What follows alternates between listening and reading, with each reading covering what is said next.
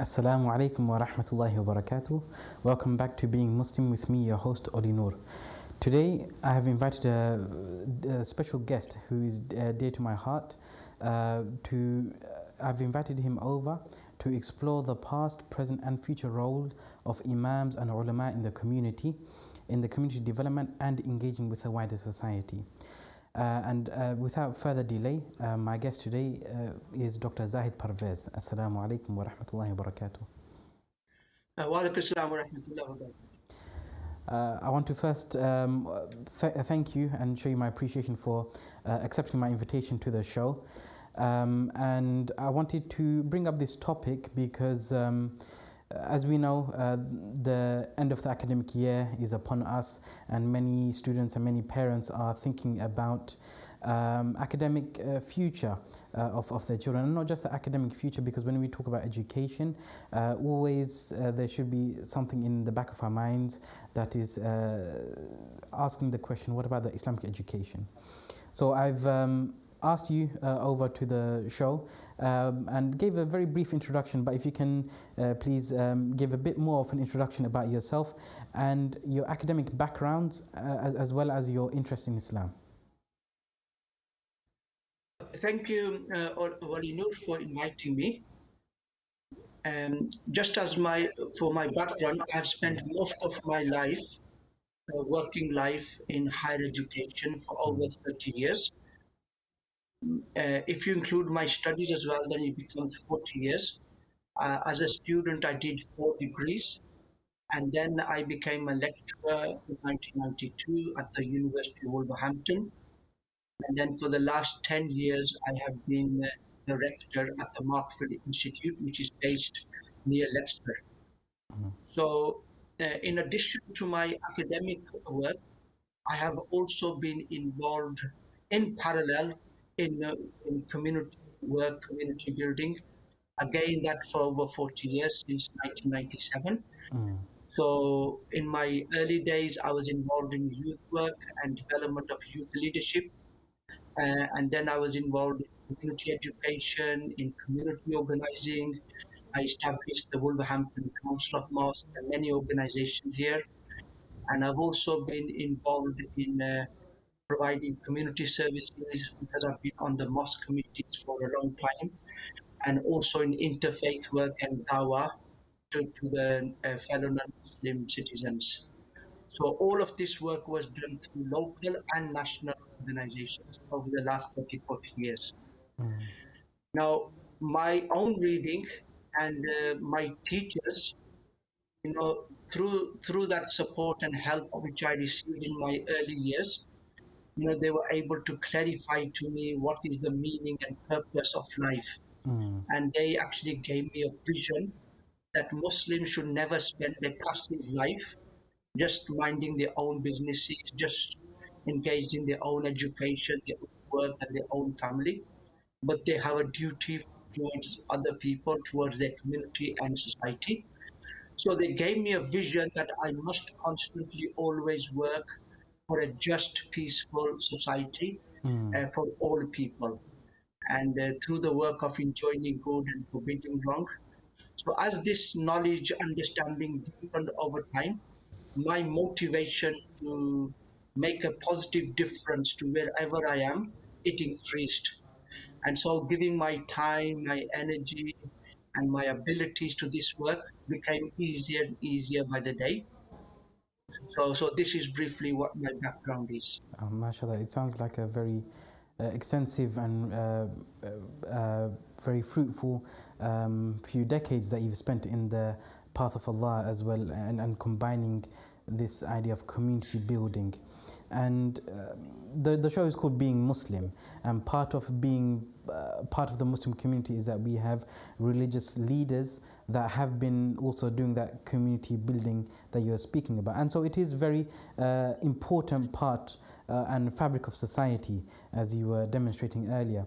So can you tell me whether the role of Imams and Ulama has changed over the past 40 years or so, in your opinion?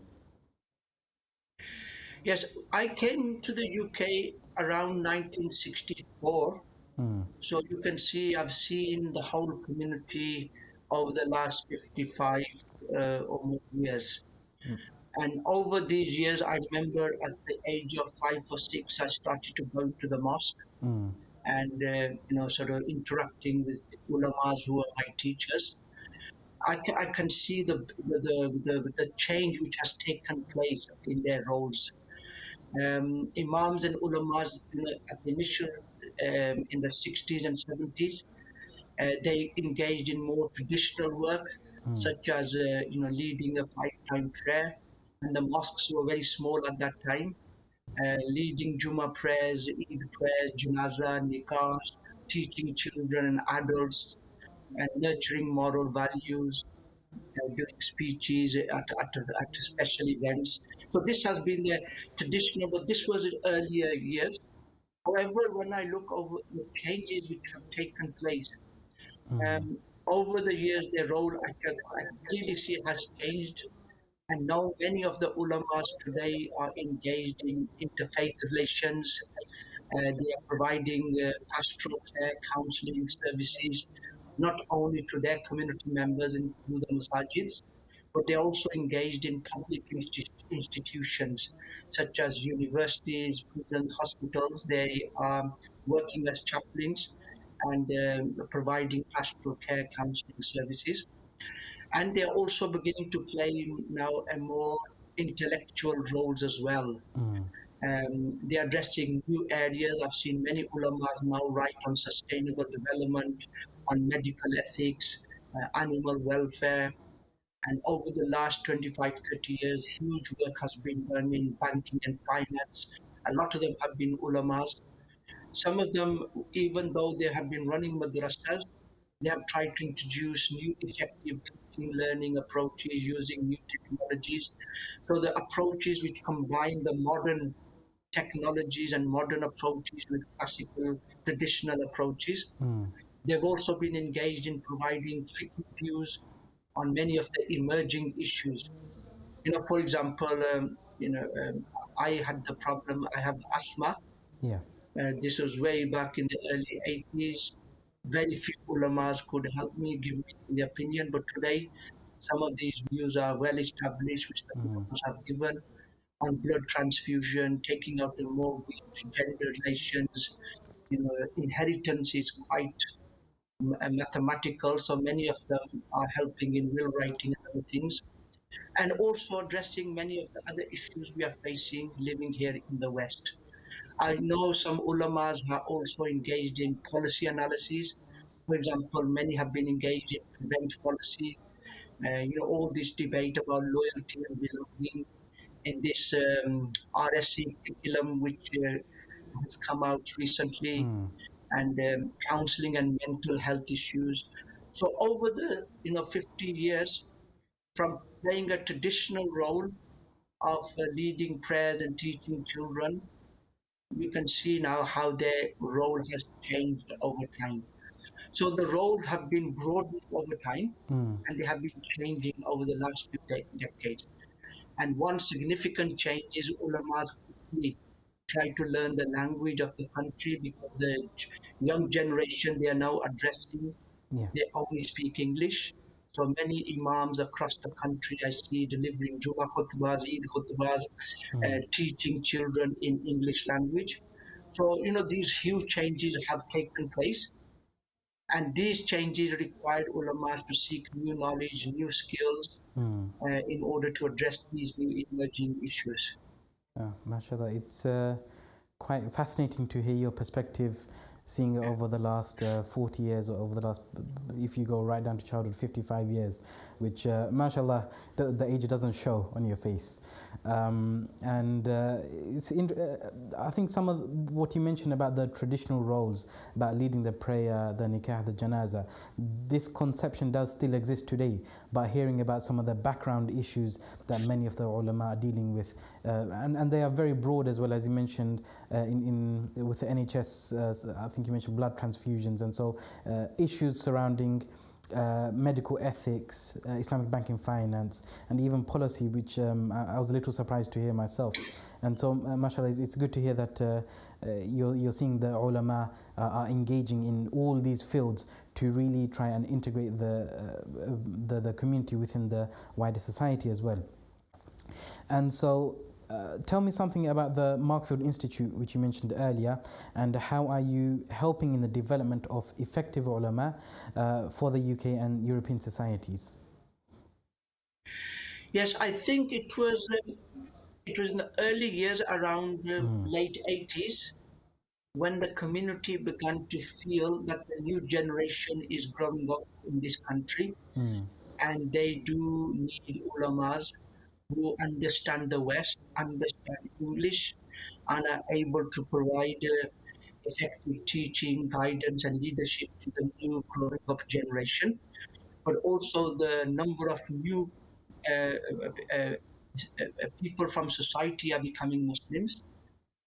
They also need to be supported. mm, So the debates about producing ulamas for this country actually started in the early 80s. And you could see from even before that slightly, some of the Islamic seminaries, Darul Uloom started to emerge. mm, And it was within those debates that we realized that not only the Islamic classical traditional knowledge is required, but we also need to develop scholars who can take on the intellectual challenges. So the Markfield Institute, in light of this discussion, was actually established in the year 2000. mm, It was established by a research and education organization which was established in 1973. So one of its key aims was to contribute in the development of scholars yeah. who have a broader, deeper, and critical understanding. Now, let me explain that. By broader, I mean the ulamas whose knowledge are beyond their their schools of thought. Mm, Because in the UK, we have Muslims from all schools of thought. yeah. It's like a mini ummah is here. Mm, So ulamas do need this broader. So beyond the Hanafi or the Shafi and schools of thought, they need this broader knowledge and understanding. They also need deeper understanding of Islam. So deeper means, mm, like questioning some of the issues raised by the Orientalists, but also how we could go about applying Islam in the modern contemporary world. mm, So that's what I mean by deeper, being able to draw on the principles and values and beliefs of Islam and the teachings to look at new emerging issues and how we can apply. mm, And the third is the critical understanding of Islam. And by that I mean that Islam has been studied by many different people from many different perspectives. yeah. So the ulamas need to understand all these range of perspectives and range of methodologies which have been employed in the study of Islam, in the study of his belief system, in the study of fiqh approaches, in historical analysis, both by Muslim scholars, classical scholars, and also the modern Muslim scholars and modern Western scholars. Mm, So look at all these approaches, methodologies, and look at their strengths and their limitations. Once future scholars have this kind of knowledge and understanding, mm, they will be able to draw on a wide range of tools and perspectives and approaches, and hence develop more creative solutions, mm, to some of the problems which we are facing in the West. yeah. So we believe, so this was one of the aims of the Markfield Institute, established in 2000, was to produce scholars Mm, who have this broader, deeper critical understanding. And we believe that such scholars would be equipped with the intellectual tools which will help them to communicate more effectively with the fellow non-Muslims, with mm, other religions, with other ideologies, and be able to act as a bridge. in developing this understanding between Muslim communities, their needs, their issues, their problems, and with the mainstream Western societies they live in, and also be able to make a positive contribution Yeah. to some of the current and emerging problems and challenges which we are facing. For example, there are many issues we as a community are facing, but the society is also facing many problems.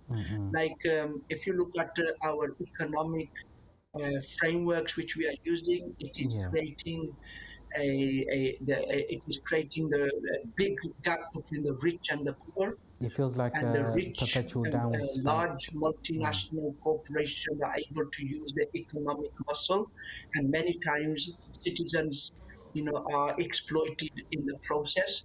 So the gap between the rich and the poor is increasing. The elderly social care is an emerging problem. Uh, Families are breaking down. Education systems are mainly working to develop what we call the human capital, to develop students to become economic agents of society Yeah. rather than becoming good citizens, moral citizens, caring, sharing citizens of society. So there are issues and problems in our economics, in our education, in our social system. So ulamas are not only applying Islam, but they're engaging in these problems because these are problems facing the children of Adam and Eve, and it's our common problems. And ulamas need to come forward to develop new, very powerful solutions. For example, if you look at the Black Lives Matter movement, Yes. we've seen racism over the last 50, 60 years. It had these ups and downs. Government sets up many sort of national, international bodies to address the racism. They've introduced new law. However, racism goes underground. And if you look at Islam, it made the black and white stand shoulder to shoulder. Yeah. What was the Islamic approach? How did the Prophet ﷺ, because it changed their whole thinking about human beings. So we have a lot of sort of solution frameworks from the Islamic sources, but these frameworks need to be applied And it, in our contemporary context. So we cannot apply them without understanding the context and without understanding these frameworks. what you said. So this has been the role of the Marksfield Institute of Higher Education, is to bring students from the Darul Ulooms who have the foundation in Islam, Yes. but then give them these intellectual tools and approaches so that they can not only apply Islam, Yes. but they can also engage in addressing some of the problems humanity is facing in the world today. Okay, mashallah. It sounds, what you said, it reminds me of this hadith of the Prophet ﷺ where he said that the hikmah is dalatul mu'min, that the wisdom is the lost property of the believer. And so wherever he finds it, he has the most right to it. And so in finding the wisdom is in finding these solutions from the intellectual history or the intellectual development that you mentioned about the academia, and drawing the ulama into being able to utilize these solutions into and bringing sort of faith-oriented solutions for the Muslim community. You also mentioned that Markfield was the Marksford Institute was a project of something that started in, I think it was 1973. You said, and so there must have been many others who were also behind this organization. Could you give a brief summary of maybe some of those who helped this institute in starting this institute, and maybe some of those who are no longer here as well? Yeah, the Marksville Institute, like I said, was set up by the Islamic Foundation, which was established in 1973. An Islamic Foundation was established. One aim was to translate the Islamic literature available in Arabic and Urdu and other language and make it accessible to the new growing Muslim young people in this country and to the British citizens. so they can understand Islam in the English language. But they also carried out huge amount of research in Islamic economics and finance, in Christian-Muslim relations, interfaith relations, and also community development. So, and they set up a library, publications, and then once their research foundations grew, they decided to set up an education wing, which would specialize in teaching and research. So that was the background behind it. So, like I said, Marksford Institute was set up in 2000, and in addition to teaching, it had other aims, which were that the institution, as a main aim was to carry out original research in Islamic economics, finance, Islamic studies, and these other areas, and to deliver higher education. So its initial role was particularly issues which were raised by the Orientalists. You know, there Okay. were many attacks on the Prophet ﷺ, Sallam. attacks on Islamic law that is barbaric, is outdated, and attack on a lot of what we believed, our aqidah, and so on. So one was to deliver education, but also to carry out original research in economics, finance, and also on these issues, and to also carry out research and find solutions to some of our emerging problems. And you know, if you look at our history, you will see that we were pioneers in developing solutions for the banking and finance issues and problems Muslims are facing, human rights issues in Islam, addressing racism, policy issues. You know, they did a lot of research on community studies, how the Muslim community changed over time, and how their needs and issues have changed, and how they can engage with government to address some of their needs and issues. Uh, we were also involved in interfaith dialogue, Muslim Christian relations, and things like that. So it was to develop new scholars, but also to carry out original research. Now, some of the people who, who were the pioneers who set up this institution, I mean, name a few of them, but there have been many, many more. Yes. Professor Khurshid Ahmed, who's known as the father of Islamic economics, the late Professor Taula Siddiqui. Now, he only passed away about a year ago, less than a year ago. He was involved in Christian Muslim relations, interfaith, and also in Islamic studies. Yes. Sheikh Adil Salahi, he is now translated many books, he's written many books himself, and many more scholars. They all contributed through their research, their writings, and their teachings. So the people who set up this institution were really high-ranking experts in different areas in economics, Islamic scholarships. They were visionaries, Yes. and their vision was to make an intellectual contribution to the development of Muslim communities as well as the wider society. So, you know, that vision was very clear at the start that we are now going to settle in Europe. Europe is now our home, and how do we develop our communities and help our communities play the role a Muslim community should play in the societies in which they live. And on that That is point, bringing peace and justice and helping and caring for people and ensure there is more just society for everyone, and so on. yes.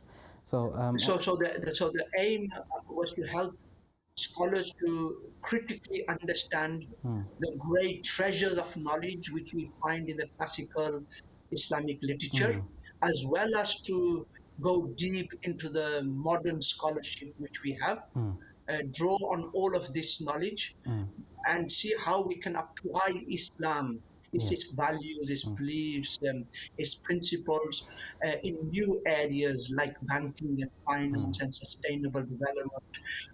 We have recently started work in pastoral care and counseling, Islamic MashaAllah. Yes. education, in politics, conflict resolution, in management, and things like that. And One of Dr. Zahid, just Yes. on that point about community development and the intellectual legacy that the pioneers wanted to leave behind. When looking at in Islamic finance, I'm looking at certain charity organizations and certain educational things that are happening for the masses in Islamic banking and finance, and I'm seeing that in a lot of their resume they mentioned that they studied at Marksford Institute. So I'm starting to see the fruits of the labor, or maybe it's just I'm paying more closer attention to it. Around and about the Marksford Institute and some of its development and the reason why the institute was set up in developing the academic and intellectual rigor for ulama. And on this point, welcome back, Dr. Zahid. Assalamu alaikum wa rahmatullah. Okay. On this point, I wanted to ask, because you mentioned that you wanted to draw in students who are graduates from madrasas, whether that is Darul Ulooms or other Islamic institutes where they have studied traditionally speaking. So what is the difference between the Alimiya program delivered at these madrasas and Darul Ulooms, the differences between that and the undergrad or the master's level Islamic studies programs at Marksford Institute? Yeah, first of all, the Darul Ulooms are playing a very wonderful role to teach and produce in the development of ulamas. And what they teach is like knowledge of Siva, Islamic history, Ulumul Quran and Tafsir, Ulumul Hadith and Hadith study and Ma'amalat. And all of this is so important. I call it the foundational knowledge, and it's essential. If that knowledge was not there, we would not be able to do our work. So what the Marksfield Institute does is builds on the knowledge which the Darul Ulooms provide the ulamas on this foundational knowledge, and we try to equip the students with the intellectual tools ulamas need to learn that will help them to apply Islam in our contemporary context, and the tools they need to engage in intellectual debate related to Islam and modernity, theological and philosophical issues, gender issues, living in a pluralistic societies, critically analyzing historical accounts, and so on.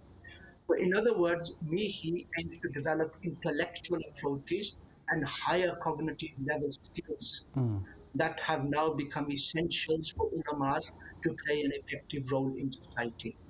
So this is the key difference. The Darul Ulooms provide the foundational knowledge and Yes. try to provide them with the intellectual tools. So we actually work at the level of application of Islam and developing these intellectual approaches to the study of Islam. It reminds me of something I heard recently about the difference between the traditional setting and the academic setting. And I think it was summarized quite succinctly in two words. One is the knowledge of the manqul, and the other is the ma'qul. And the manqul is that knowledge that is transmitted, the transmitted history and legacy of the Prophet ﷺ. And this is sort of the traditional setting, and the ma'qul is the sort of intellectual application of it.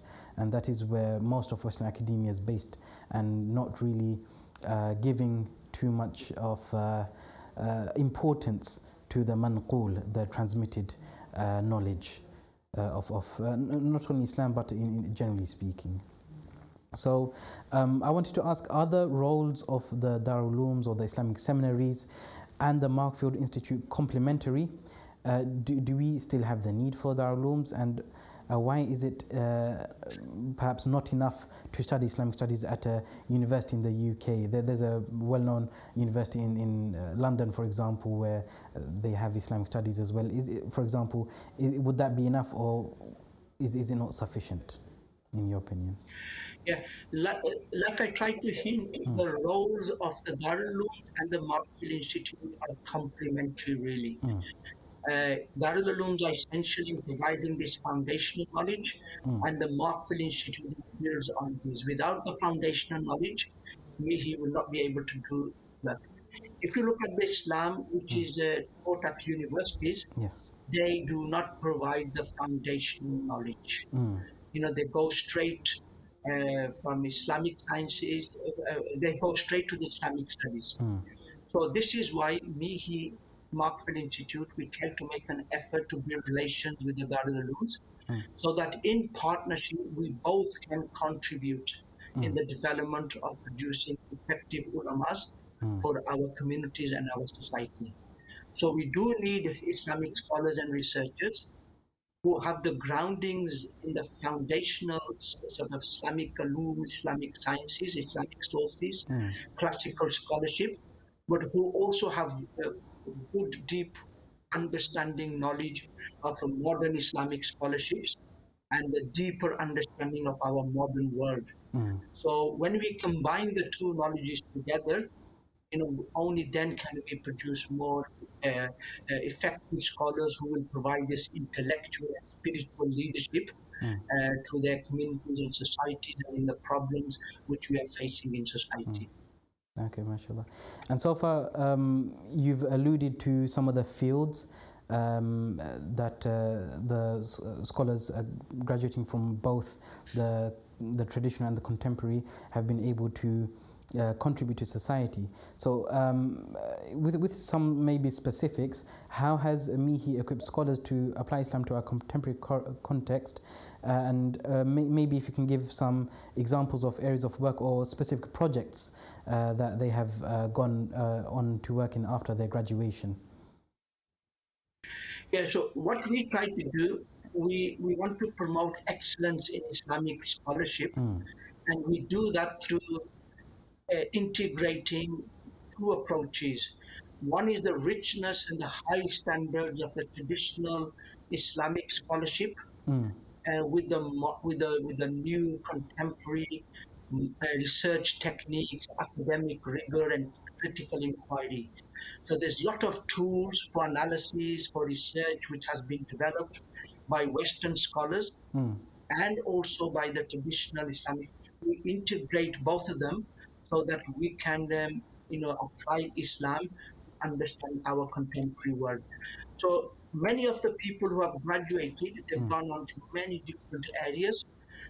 They found employment like in private, public, non-profit sector in a broad range of roles. mm, As like I said, some people are working with local authorities in local policy making, researching about the Muslim communities and their needs, mm, and informing policy.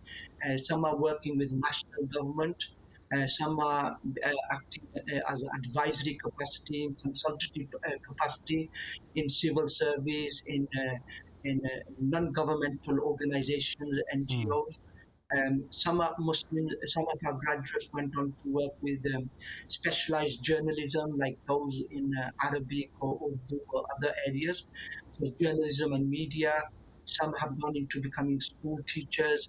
Some have become chaplains, providing pastoral care at universities, prisons, hospitals. mm, Many have gone into the charitable sector, not only Muslim charities like the Muslim Aid, Islamic Relief, and mm. ZF and others, but also working with the mainstream charities as well. Yeah. So they've gone into civil service, banking and finance, legal studies, and they've gone on to do masters and PhD programs. Mashallah, it sounds like quite a wide variety of fields and topics that graduates from the Marksford Institute who have that traditional training complementing that academic rigor that Markfield provides. And it's quite inspirational to hear the vast sort of fields that we have Muslim scholars working within for the benefit of the wider society as well as the Muslim community. So I want to ask, are there any interesting areas of research that MIHI has been engaged in?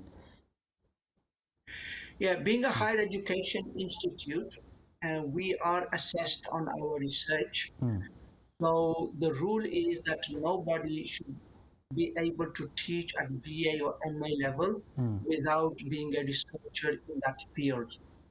So this is why most of our lecturers are PhDs, and they are doing research in the subjects in which they teach.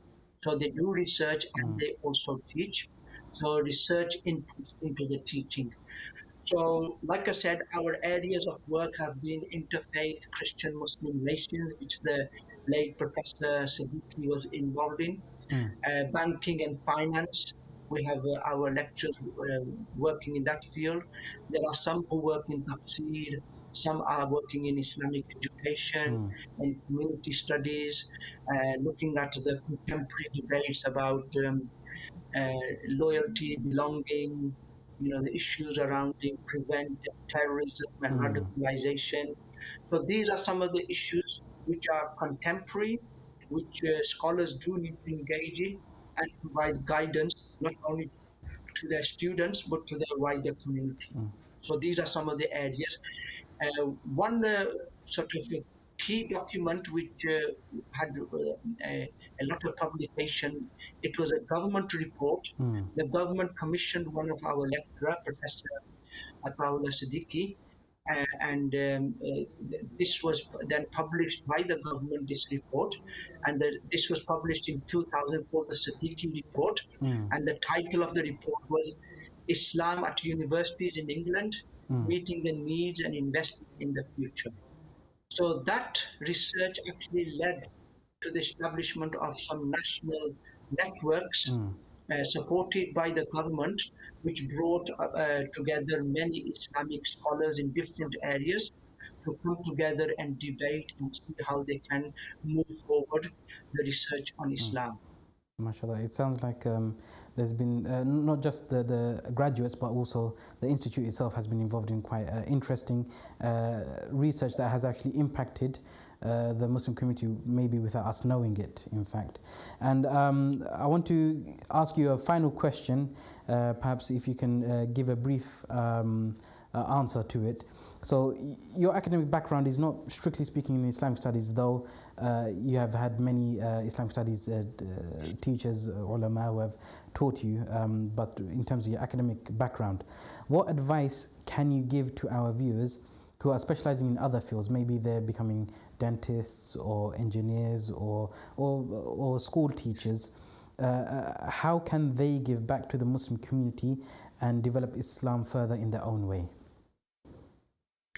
Yes, Islam actually should frame our thoughts, our actions, our aspirations, our goals in life.